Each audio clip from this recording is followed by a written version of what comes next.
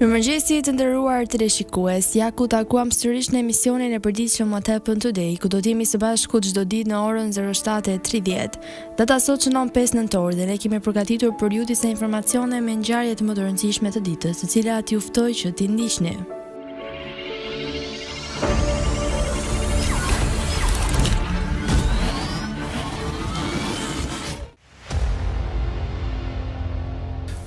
Nëntor. Ngjarje 1605. Në komplotin e Barutit, katolikët synojnë ta shkatërrojnë parlamentin anglez. Komploti u zbulua, ndërsa ideatori Guy Fawkes varet. Dështimi i tij festohet për çdo 5 nëntor në Britani. 1789. Seanca kombëtare franceze shpall të gjithë qytetarët të barabartë para ligjit. 1911. Italia zyrtarisht aneksoi Tripolin. 1912. Woodrow Wilson zgjidhet presidenti i 28 i SBA-s. 1925. Agenti i fshehtë Sidney Reilly u ekzekutua nga policia sekrete e Bashkimit Sovjetik, e njohur si OGPU. Lindje 1615. Lindi Ibrahim i Parë, sultani i Perandorisë Osmane. 1854. Lindi Paul Sabatier, kimist francez. 1913. Lindi Vivienne Leigh, aktore angleze. 1938. Lindi Joe Dassin, këngëtar amerikan. 1943. Lindi Sam Shepard, aktor dhe dramaturg amerikan. 1948. Lindi Bernard Henry Levy, filozof dhe shkrimtar francez. Vdekje 1879. Vdiq James Clerk Maxwell, filozof skocez. 1960. Vdiq Mark Sennett, producent, regjisor dhe producent amerikan me prejardhje kanadeze. 2003. Vdiq Zaim Muzaferia, aktor bosnjak.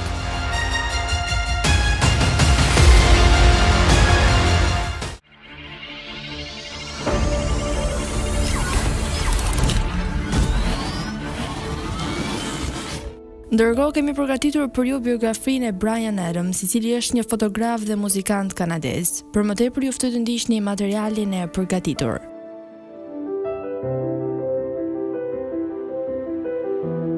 Bryan Adams.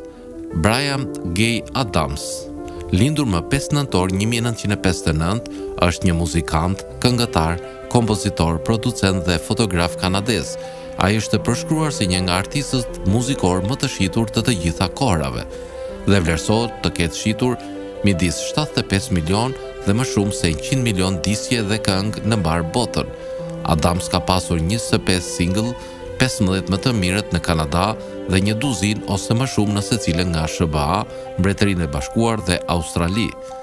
Adams ju bashkua grupit të tij të parë në moshën 15 vjeçare dhe në moshën 20 vjeçare u publikua albumi i tij i parë debutues. Ai u bë i famshëm në Amerikën e Veriut me albumin më të mirë në 1983, Cuts Like a Knife, duke shfaqur titullin e tij dhe baladën Drejt nga zemra, hiti i tij i parë në 10 më të mirë në SBA. Albumi i tij numër 1 kanadez dhe amerikan i vitit 1984, Reckless, i cili u bë albumi i parë i një kanadezi që u certifikua me diamant në Kanada, e bëri atë një yll global me 6 këngë të listuara duke përfshirë Run to You dhe Summer of 69. Të dyja 10 hitet më të mira në SBA dhe Kanada dhe balada e fuqis Heaven, një hit numër 1 në SBA, albumi i tij i vitit 1987, Into the Fire, me këngën e tij 10 të SBA-s dhe Kanadas, Head of the Night, u ngjit në numrin 2 në Kanada dhe 10 më të mirë në SBA dhe disa vende të tjera. Në vitin 1989, ai e mbylli dekadën duke shkruar bashkë me kompozitorin tjetër kanadez Jim Walance dhe kompozitorin amerikan Diane Warren, When the Night Comes, luajtur në titullin fundor të dramës së këtij të atij viti me Tom Selleck, An Innocent Man. Në vitin 1996, albumi 18 i D. Adams ishte albumi më i mirë në shumë vende, por arriti vetëm 31 në SBA. Ai bëri duete me Barbara Streisand, më në fund gjeta dikë, hiti i tij i fundit në 10 që në SBA dhe Mendalin C, Kur të ikësh, një hit ndërkombëtar në 5-shën e parë. Në vitet 1990, Adams kishte 6 këngë numër 1 të radios europiane për 32 javë, respektivisht e 4-ta dhe e 3-ta, dhe 3 këngët numër 1 në tabelën europiane të shitjeve për 29 javë rresht, më së shumti javë në çdo artist, që nga viti 1999 Adams publikoi 8 albume, 3 duke arritur numër 1 në Kanada dhe 3 të fundit duke arritur të 3 të parët në Mbretërinë e Bashkuar, Gjermani dhe gjetëkën në Europë.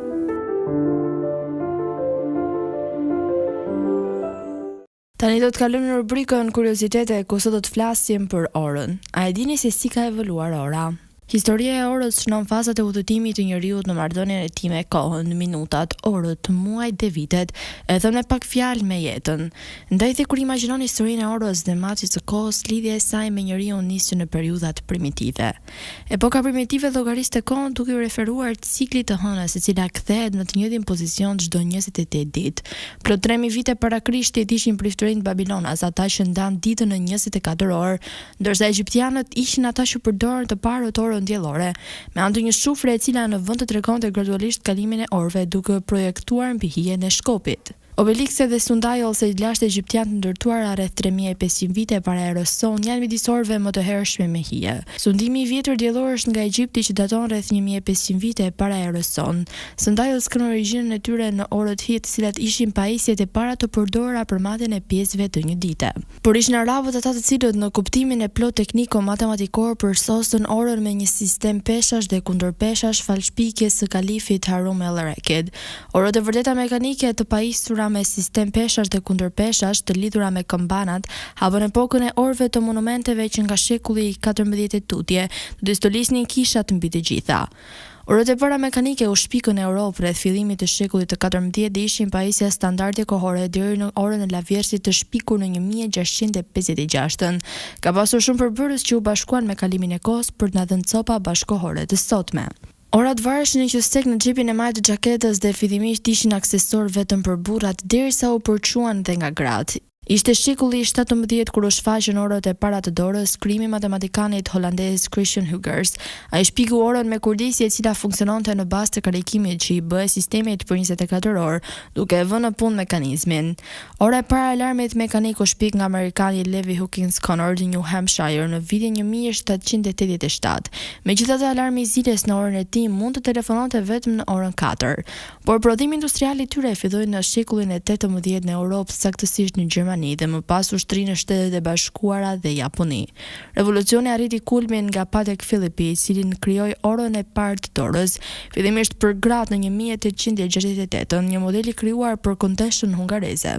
Në 1876 një orë alarmi mekanike që mund të vendoset për çdo kohë patentua nga Sithi Thomas, ndërsa ora e parë e dorës për burrat u quajt Santos dhe u krijua nga Louis Cartier në vitin 1904, i cili ja dedikoi mikut të tij Santos Dumont, një pilot avioni. Ora mekanike u ndosh nga ato elektrike duke përfshirë kuarcin e cila u shpik në Shtetet e Bashkuara të Amerikës në vitin 1928 nga Wesley Horton.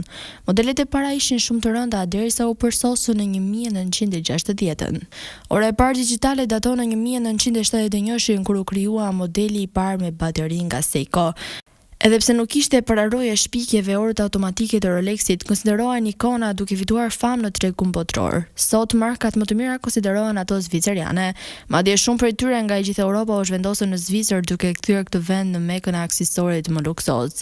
Në ditët e sotme orët kanë evoluar duke u shfaqur së fundmi me teknologjinë Android dhe iOS, sisteme inteligjente të cilat përfshin në një objekt të vetëm, jo vetëm matin e kohës, por edhe disa shërbime të tjera, pedometër, foto, video si dhe kryejnë telefonata. Dhe tani do të kalojmë në rubrikën i ftuar javës, ku sot do të kemi në studio zotin Ramazan Hushi. Zoti Hushi është një ndër figurat më të shquara në fushën e arsimit, kulturës, artit, letërsisë në kavaj dhe mëngjer. Ai gjithashtu është botues i 35 librave. Për shkak të formatit kufizuar të emisionit do të përpiqemi të zbulojmë diçka nga autori. Ndërkohë regjia më informon që lidhja me studio numër 2 është gati. Zoti Hushi, jam e kënaqur që jeni ftuar në emisionin tim. Mirë se erdhët. Faleminderit. Zoti Ushi, do doja t'ju bëja disa pyetje të koncentruara për shkak të kohës që kemi në dispozicion. Kush ka qenë libri juaj i parë dhe çfarë ju shtyu ta botonet? Libri im i parë është botuar në vitin 1981. I kam dërguar në ndërmarrjen botuese shtetërore atëherë, në Infrashe, që në vitin 1980, po mu zvarrit për arsye burokratike, edhe u botuar në fillim të vitit 1981. Pat një problem me botimin e këtij libri, sepse ma kthyen 2 herë, 3 herë me vërejtje librin, që ka këto të mira etj, por duhet edhe kjo. Edhe ripunova, dërgova, ma kthyen prapë, edhe në fundit pasaj kur e dërgova, po prisi aty në salon, takoj një shkrimtar të vjetër. Ka qenë një Shefjet Musaraj i vjetër, figurën nderuar në lehtësi shqipe. Ai aty më pa mos i të ndrojtur sotri dhe më tha, po ti djalë, tha, çfarë pret? Thash, unë jam letërata, shkruaj dhe kam fut një libër për botim. Çi kemi filani? O, tha, kam lexuar edhe librin atë ndërshkrim, tha. Sepse në ndërmarrje botuese kishte kriterë të tillë pune që i shpërndante botimet e reja, kushdo që sillte për të botuar një libër, caktonte 2-3 recensent të jashtëm shkrimtar me emër, që t'jepin opinionet e tyre për librin, nëse duhet botohet apo jo. Ai kam lexuar librin, tha, është i mirë libri, më tha mu, po. Tha, bëj diçka të vogël, tha mu. Ç'a të bëj, thash unë, ç'a ka? Po futi çik politik brenda, tha. Ato ishin tregime për shkollën, për fëmijët, ishin nga jeta e fëmijëve në shkollë në kohën e lirë. Po. Thash, ç'a do po politik? Hajde, di vet, tha mu, dhe iku. Edhe takoj atë redaktorin, po këto gjëra më tha dhe redaktori pasaj. Redaktori kishte marrua bashkë me mua në shkollë në fakultet dhe e kishte caktuar redaktor aty. Njifeshim kështu. Më tha Ramazan, tha, e di ç'është puna, duhet një çik tha përmbajtje më e thellë kështu me kohën e librit. I thash, unë mos libër për shkollën, për fëmijët, jetën e fëmijëve. Po shif, tha, bëjnë edhe ndaj gjë të vogël, tha, fut në i tregim tjetër, tha, që të ketë tregullohet e çik përmbajtje. Mos ta zgjas edhe më shkoj, mendje pasaj që ma ktheu dosjen me fletë daglografuar, prapë. Që të shkruaj tregim, lindi ide shkruaj tregim, pikërisht të tregim në shtun e bukur. Sikur fëmijët të vegjël kështu, të moshës parashkollore, imitonin prindet e tyre, vëllezërit e tyre më të mëdhenj, motrat, që shkonin në zbore ushtarake atëherë, në stërvitje ushtarake, me pushke, me veshën ushtarak, kështu. Edhe unë, domethënë lindi ide që këta fëmijët për të imituar prindet, me shkopinj, me drasa kështu, si pushkë, të shtuna që ishte ditë pushimi, më lidheshin grup, që në krijuar një grup kështu dhe veshin rresht, një komandante dhe bënin servit televizin ato shkopit që kjo ishte domethënë edhe i pëlqeu fëmijëve të kjo dhe e prisin me dëshirë, me qejf atë ditën e shtunë. Edhe kjo ishte tregim që është më i dobët i tregim aty mendoj unë. Ata i vonë dhe titullin tregimit e shtuna e bukur. Kjo edhe kështu botuat libri, pastaj u quajt i plot libri që botohesh kur u fut ky tregim. Po. Me që po flasim për censurën komuniste, sa libra keni botuar në atë kohë dhe a ju ka ndodhur po e njëjta situatë? Ky është libri në fakt që kam botuar unë para vitit 1990. Ky është i vetmi libër. Ndërkohë që në shtypin e kohës, që përpara që kur isha student kam botuar në organet letrare, që nga Gazeta Drita, Zërenis, Revista Nëndori që dilte atëherë, revista të tjera shqiptare, revista humoristike, Gazeta humoristike, e tjera kam botuar shumë në atë periudhë. A kanë ngjashmëri në thelb librat tuaj? Tash i mori libra siç janë ato, edhe janë të natyrave të ndryshme, kështu edhe me problematika të ndryshme, është vështirë thuhet, por kanë atë të përbashkëtën, domethënë që synoj të pasqyroj jetën në përgjithësi, jetën e njerëzve tanë, jetën e popullit tonë, në aspekte të ndryshme, me probleme të ndryshme, me ato shqetësimet e hallet e veta, edhe me ato optimizmin për jetën. Domethënë ngjashmëria unë mendoj që është këtu, që personazhi këtyre librave janë njerëzit e thjeshtë, janë njerëzit e ditës, janë njerëzit që i kemi parë dhe i shohim kudo, të moshave dhe të profesioneve të ndryshme. Po. Si mendoni se kanë ndikuar tek lexuesi librat tuaj? Tash i forca e ndikimit të një libri ose të disa libra të një autori varet nga niveli, kuptohet. Por edhe jo të gjithë autorët kanë të njëjtin nivel, ose edhe brenda një autori, jo të gjitha librat kanë të njëjtin nivel. Ka libra edhe nga praktika botërore dihet kjo. Ka autorë të mëdhenj që kanë shkruar shumë libra, por janë bërë të njohur nëpërmjet një libri. Po. Ose një mini libri, një libri të vogël, siç ka ndodhur me Balzacun, me Zweigun, me Hemingwayn etj. Që ka shkruar shumë, por janë bërë të njohur në botë nëpërmjet një libri vetëm. Unë mendoj që ka ndikuar, sidomos shkrimtaria për fëmijë, se unë e kam nisur dhe edhe vazhdoj shkruaj, nuk shkëputem nga letërsia për fëmijë. Mendoj që në librat për fëmijë jam munduar të jem afër botës së fëmijëve dhe mendoj që ka pas ndikim më të madh në botën e fëmijëve libri im. Ju keni botuar 35 libra. Mund t'i bëni dot një ndarje librave, për shembull romane, novela? Jo, një ndarje të tillë kam bërë aty në të qivin time që Po. Letërsia për fëmijë, letërsia për të rritur. Pastaj kanë edhe libra studimor. Domethënë 3 grupe i kam ndarë ato krijimet e mia, librat, botimet e mia. Domethënë proza për të rritur, letërsia për fëmijë, proza për fëmijë, edhe libra studimor. A keni patur ju një qasje në rrjetet sociale për të promovuar librat tuaj, duke qenë se numri i lexuesve fatkeqësisht sapo vjen dhe po zvoglohet? Në rrjetet sociale, në internet? Po. Jo, unë nuk kam komunikuar shumë me internetin në krimtarinë time. Them drejtën shumë pak. Por shoh autor edhe gjë mirë në fakt. Është e mirë domethënë imja që nuk jam ballafaquar shumë me internetin dhe me rrjetet sociale, sepse shoh autor të shquar, që mund t'i dini dhe ju, që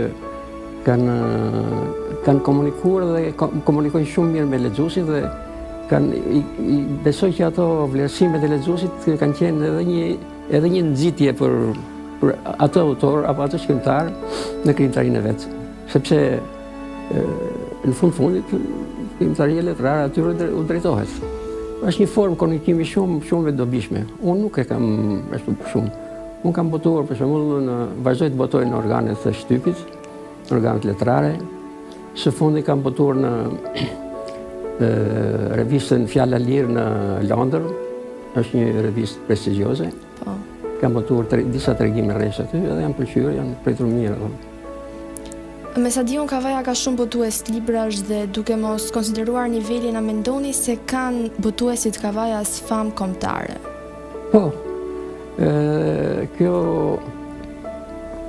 kjo duket edhe jo vetëm në rrjetet sociale, por edhe në shtypin periodik, në shtypin letrar dhe në shtypin e përditshëm. Për shembull, autorë si Durim Qaqa, Albi Lushi, Josif Doja që vdiq tash këtë ditë, kanë botuar dhe botojnë organet e shtypit periodike dhe kanë qenë të suksesshëm.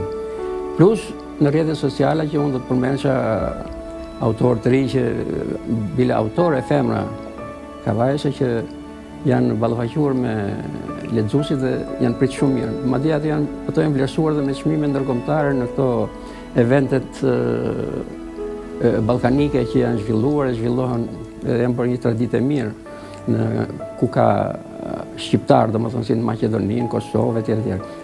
Edhe nga këto do përmendja për shembull Zoica Popin, që është e suksesshme me banim në Angli tash, po është në Kavaj përkohësisht. Është një Luljeta Guranjaku në Athinë, në Greqi. E suksesshme, ka botuar dhe disa libra dhe janë pritur mirë dhe ka shkruar edhe shtypje e atjeshëm. Kemi në Suedi kemi një shkrimtar, një pend shumë të mirë, Savo Gjirje. është edhe romancier dhe poet. Ka botuar, bile para disa vitesh, ne I bëm një promovim të bukur këtu në Kavaj. Librave të tij, një roman dhe një libër me poezi. E po kështu Hana Gjihani është një poeteshe mirë në Francë. Në Itali është një Teuta që duke shpesh në rrjetet sociale. Teuta Shaqiraj është një poeteshe mirë që është vlerësuar dhe ajo në evente ndryshme. Ajo merr pjesë aktive bile duke ekspozuar veprën e vet, poezinë e vet edhe nëpërmjet programesh të tilla që reciton vetë, po ashtu bën dhe Hana Gjihani. Domethënë janë popularizuar dhe kanë komunikim të vazhdueshëm me lexuesin që e bën Kavajën një qytet që ka pas dhe ka gjithnjë, domethënë atë nervin letrar, indi letrar për të shkruar, për të krijuar. Me sa di unë, ndoshta gabohem, por ju jeni mësues gjuhë apo letërsie. Si e shikoni brezin e ri në ndikim me librin? Ajo është, unë them një mendim që e thonë gati të gjithësh, edhe jo vetëm këtu në Shqipëri, po edhe në Itali që shkoj shpesh, është një mendim I përgjithshëm që domethënë ka një shputje, ka një largim nga libri, nga librat. Po kjo nuk është thjesht vetëm ajo arsye që thonë që jo televizori, jo celulari, jo etj. Janë arsye tjera shoqërore që e bëjnë rinin të largohet nga libri. Nuk është thjesht vetëm ajo, mendoj unë që janë dhënë mas telefonave, siç thonë zakonisht, më tepër prindrit ankohen që e kanë mendin të telefonat, e ke këto, të diskot, e këtë. Unë mendoj që janë arsye më thella, janë arsye psikologjike, që kanë të bëjë edhe me jetën shoqërore të vendit. Duhet të them këtë, në qoftë se rinia do të punohesh në një mënyrë të tillë që rinia të merresh me aktivitete shoqërore, të ishte I zënë, I angazhuar vazhdimisht me aktivitete shoqërore, atëherë nuk do të rrinte rrugëve, nuk do të rrinte nëpër kafene, nëpër lokale, të kalonte kohën, të vriste kohën, ose të merrin rrugë të keqe siç ka ndodhur me disa të tjerë që bëjnë veprime që nuk janë të hishme etj. Jo droga, jo vjedhjet, jo papunësia, pastaj edhe I sjell ato gjëra. Por tu është puna që desha them këtë që ka shtete për shembull që e kanë zgjedhur një formë tjetër shumë origjinale këtë punën e rinisë edhe afrimin me librin edhe me artin përgjithësi apo sportet. Në Zvicër ka qenë problem para shumë vitesh që rinia merresh me drogë. Zvicra ma është si vendi I drogës, domethënë. Edhe rinia me drogë. Atëherë vranë mendin ato burrat zgjuar atje që drejtonin shtetin dhe arritën konkluzionin që një formë e mirë për ta larguar, për ta spostuar rinin, është marrja me aktivitete sportive. Edhe ata bën sportin shumë aktiv, shumë masiv në jetë. Filluan të ndërtojnë shumë ambiente sportive, mjedise të bukura sportive, palestra, këndë sportive, fusha voleybolli, basketbolli, futbolli.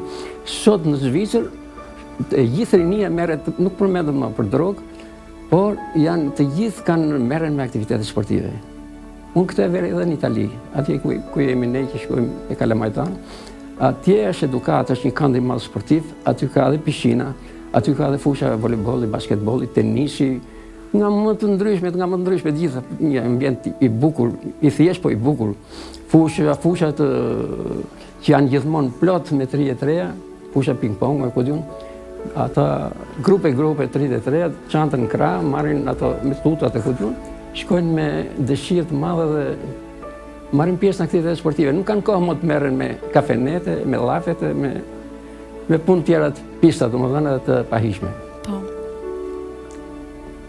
A mund na thoni disa tituj të librave tuaj dhe pak përmbajtje për to? Tash unë ju I keni aty tituj të librave, se unë nuk I kujtoj të tjerë ndishtë të gjitha, po? S'është problem, për shembull librat tuaj të preferuar që keni botuar. Pjesa 2 do të thojë, periudha 2 të kemi drejtësime letrare është në prozë, është në prozën për të rritur. Edhe kam shkruar libra me tregime për të rritur, ku veçoj librin Lotët e Kuq, i cili është pritur shumë mirë nga opinioni letrar në qytetet e ndryshme të vendit.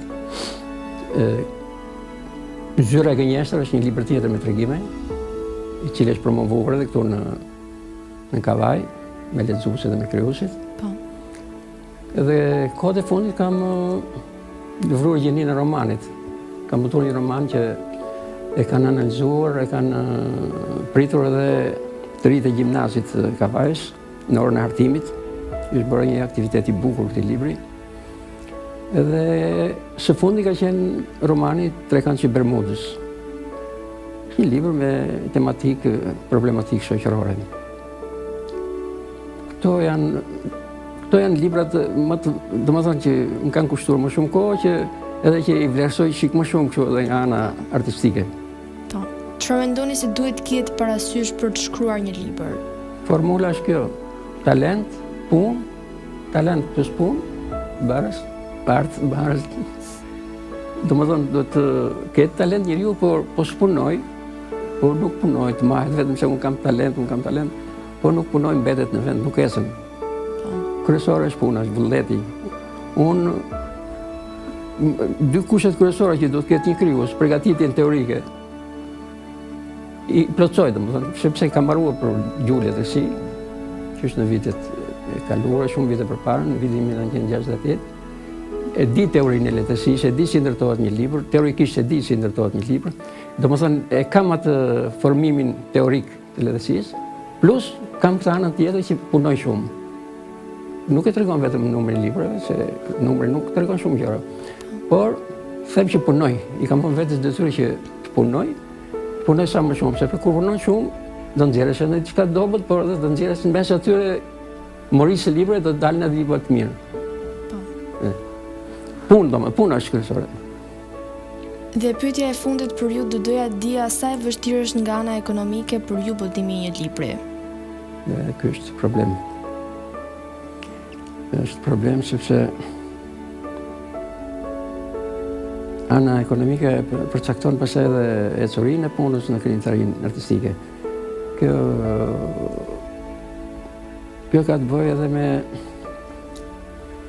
edhe me marrëdhëniet midis artistit, midis shkrimtarit dhe shoqërisë. Edhe organeve drejtuese, me të cilat ne kemi pas shpesh kontakte dhe që është e vërteta këto vitet e fundit na kanë qëndruar më pranë, them Kavaj. Na kanë mbështetur me aktivitetet e shumta që kemi zhvilluar dhe zhvillojmë. Madje edhe na kanë sponsorizuar, na kanë mbështetur financiarisht me një libër të veçantë. Për shembull, mbaj mend që botova një libër para pak vitesh, një libër studim për historikën e bandës frymore të Kavajës.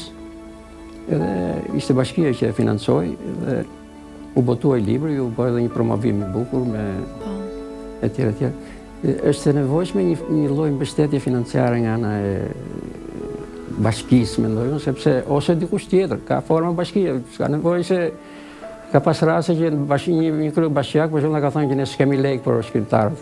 S'ka nevojë të s'ke lekë për një shkrimtar, ti ke forma të tjera, organizma të tjera që mund të shfrytëzosh që të ndihmosh shkrimtarët, i mbështet. Mjafton ajo dëshira e mirë për të ndihmuar shkrimtarët, sepse ka plot biznese që i japin për shkrimtarët, edhe na kanë dhënë ka qelluar. Unë kam botuar një libër tjetër para pak vitesh për një lloj leksikoni për gjithë autorët Kavajës që kanë jetuar dhe jetojnë në Kavaj, me një biografi të shkurtër, me listën e librave që kanë botuar, pastaj i kam përfaqësuar secili me nga një shkrim. Mirë, ishte një libër goxha voluminoz. Edhe atë kam punuar 2 autorësi me Josif Dojen. Edhe shkuam në bashki, na pritën mirë. Një kolegu im ishte mësues i nderuar, tash nuk jeton më, në mbështeti ishte në prefekturë, ai na ndihmoi nëpërmjet këtyre komunave, të fshatrave. Edhe na rekomandoi ku do të shkonim, shkuam dhe na dhanë secila komunë nga llogaritë e vetën, edhe nga 100.000, 150.000 të tjerë që plotësuam shumën e librit që votuar, ashtu votuar libri fat. Se i libri që nuk e përballonim dot vetë. Ne si autor kërkonte goxha para. Kurse për vete, praktika është kjo. Unë ja kam futur një libër për botim tash, e votoj me 50 kopje, pak kopje që ta paguaj vetë, se po të bëhet me shumë kopje do shumë lek. Unë e votoj 50 kopje jo për ta shitur, por për të shpërndarë miqve dhe shokëve librin. Nuk është libër për biznes, libër për të përfituar, domethënë, po e votoj se do nxjerr fitime. Thjesht për ta shpërndarë dhe për të shërbyer lexuesve. Zoti Ushti, ishte kënaqësi që ishte i ftuar në emisionin tim. Faleminderit. Tani do të kalojmë në rubrikën parashikimi i motit. Territori shqiptar për ditën e diel parashikohet të përshkohet nga një mot i paqëndrueshëm, me vranësira dhe rreshje shiu që do të jenë të pranishme në të gjithë territorin. Sipas parashikimeve, temperatura minimale do të jetë 5 gradë Celsius, ndërsa temperatura maksimale parashikohet të jetë 21 gradë Celsius. Era do të fryjë me një shpejtësi mesatare 1 deri në 6 metër për sekond në drejtimin juglindor, çka do të bëjë që të krijohen dallgëzime deri në 3 ball.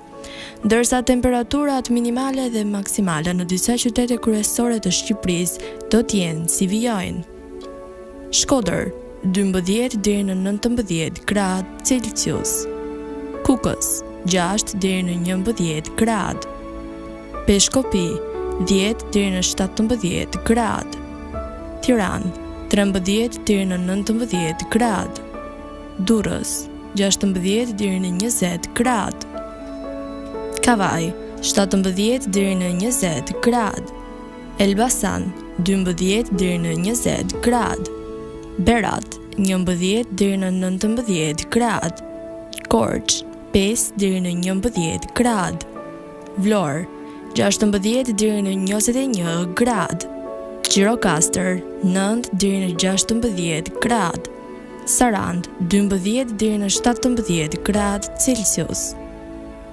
Tani u ftoj të ndiqni parashikimin e motit në territorin e Kosovës për ditën e diel. Territori i Kosovës për ditën e diel parashikohet të përshkohet nga një mot i paqëndrueshëm, me rrezë dielli, vranësira dhe rreshje shiu që do të përshkojnë të gjithë territorin. Sipas parashikimeve, temperatura minimale do të jetë 8 gradë Celsius, ndërsa temperatura maksimale parashikohet të jetë 18 gradë Celsius.